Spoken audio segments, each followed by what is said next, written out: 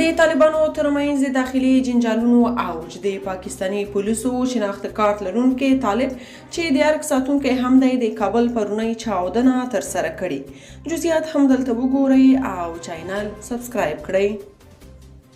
تیره ورځ کابل ښار کې د طالبانو په یو هایلیکس موټر چاودنه وشوه او ورسره یو ځای ټولنیزو رسنیو کې یو ویډیو خپره شوه چې د چاودنې مخکې ریکارډ کیږي او په هماغه مهال چاودنه ترسره کیږي.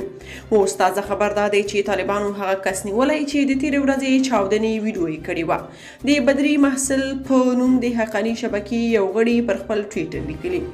اوس وخاندو که وژاړو. پرون ورځ دوشنبه کله چې دوهمه حوزه مربوط مراد خاني سیمه کې د یو چسپکي ماین انفجار وشو. د انفجار وروسته یو کس چې د هغې لحظې د انفجار د ځای ویډیو کړې وه ونیول شول. نوموړی کس مطیع الله مطمئن نومیږي. د ریاست الوزرا ساتونکی دی خو ورسره یو د پاکستاني پولیسو کارت او شناخت کارت هم ونیول شو. که مشران همداسې بې احتیاطي کوي او بې تحقیقه خلک د ځان ساتونکي ګرځوي خدای مه کړه یوه ورځ به لوی ناورین سره مخ شو. اکا خیل لیکلي وایي سپی چې غاپي یو څه خامخا ویني. خلک چې موږ د پاکستان جاسوسان بولي دوی ملامت نه دي. دا استخباراتي سړی دی چې څوک وایي نه دی نو بد کوي.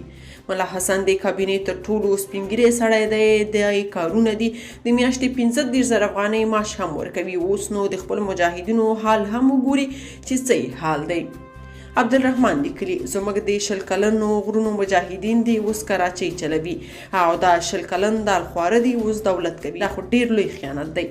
یو شمیر نور افغانانو بیا لیکلي له دې څخه ښکاري چې د طالبانو ترمنځ شدید اختلافات او د یو د بل حذف کول شروع شوي ځکه داسې بریدونه کیږي. خلک وایي که اختلافات شتون نه درلودی نو د بریدګر داسې ثبوت به نه رسنیز کیدی.